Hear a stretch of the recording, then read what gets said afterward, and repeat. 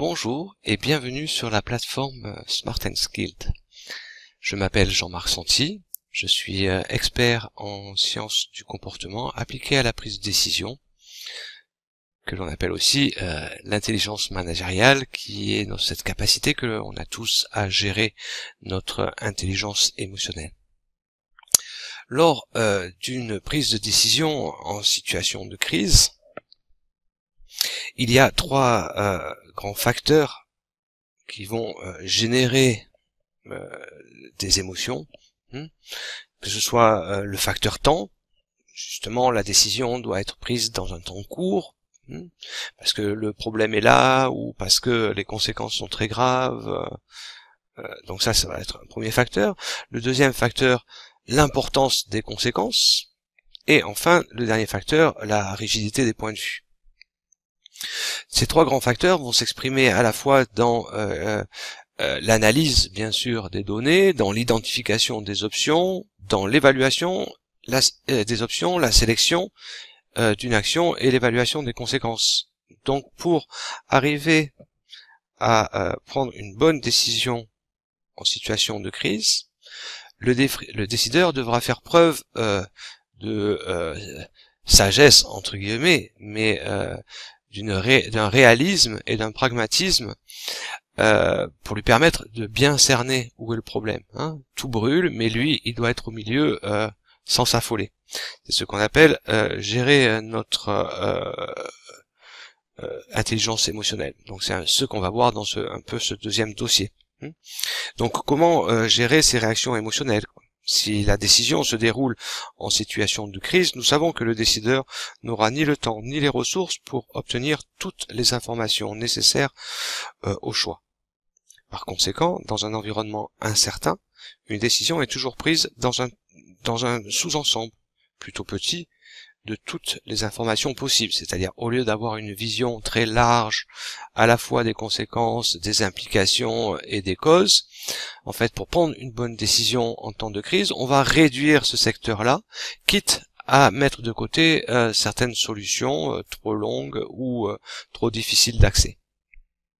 Donc, décider dans l'incertitude, c'est intimement lié à la flexibilité comportementale, c'est-à-dire à cette aptitude à réfléchir de façon non automatique, d'agir de façon non rigide et de moduler son comportement face à l'environnement. En plus des processus de motivation, les processus émotionnels sont de plus en plus intégrés à la prise de décision en situation de crise.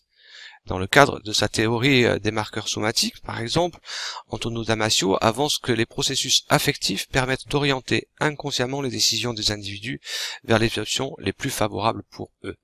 Et c'est pour éviter ces solutions-là et que le groupe ou l'individu prenne la bonne décision qu'il va falloir gérer toute cette partie émotionnelle. Donc, comment décider dans l'urgence, quoi ? Le processus de prise de décision en situation de crise est identique au processus classique, comme je vous l'ai dit plus haut, mais est contraint par un facteur temps limité, ce qui aura comme conséquence de ne pas disposer de ressources nécessaires pour valider toutes les informations en amont, ni tester toutes les solutions avant de faire le choix. Ce qui implique que l'analyse des infos doit être plus rapide et se centrer sur trois questions essentielles. Quel est le contexte ? Qu'est-ce qui se passe ? Et qui peut apporter son aide ? Ça implique aussi que l'identification des options va être moins importante. On a moins de temps à passer, on sera beaucoup moins large. Quant à leur évaluation, elle va être beaucoup plus rapide, moins longue dans le temps, on va dire. Mais ça veut dire aussi que l'état émotionnel ou de stress du système décisionnaire et de son environnement aura une plus grande influence sur la décision. Et pour contrer cela, le décideur devra gérer en même temps l'impulsivité pour préserver l'intuition comme source de solution, mais éviter l'affolement qui est source de prise de décision et prise de risques inutiles.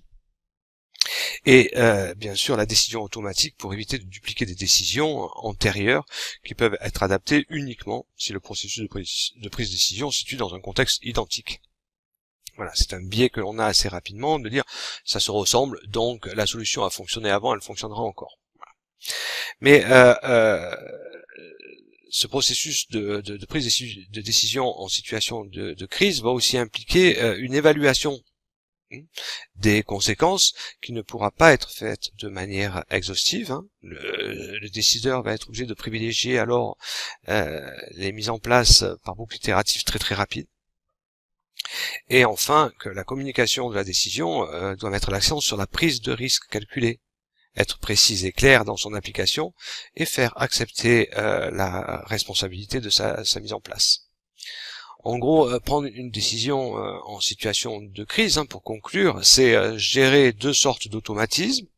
Premièrement, tous les automatismes ou biais du système d'analyse, ce qu'on appelle le système réceptif, pendant le décodage des informations et pendant les échanges. Et deuxièmement, tous les biais du système exécutif, c'est-à-dire tous les biais qui vont entrer en cause dans la réflexion, dans l'action, dans les attendus et dans tout ça.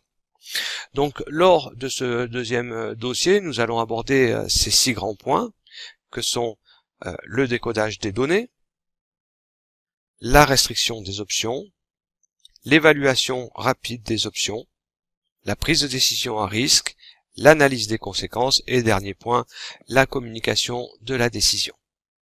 Je vous dis à bientôt, au plaisir de vous revoir sur la plateforme de Smart & Skill pour cette formation sur la prise de décision en situation complexe.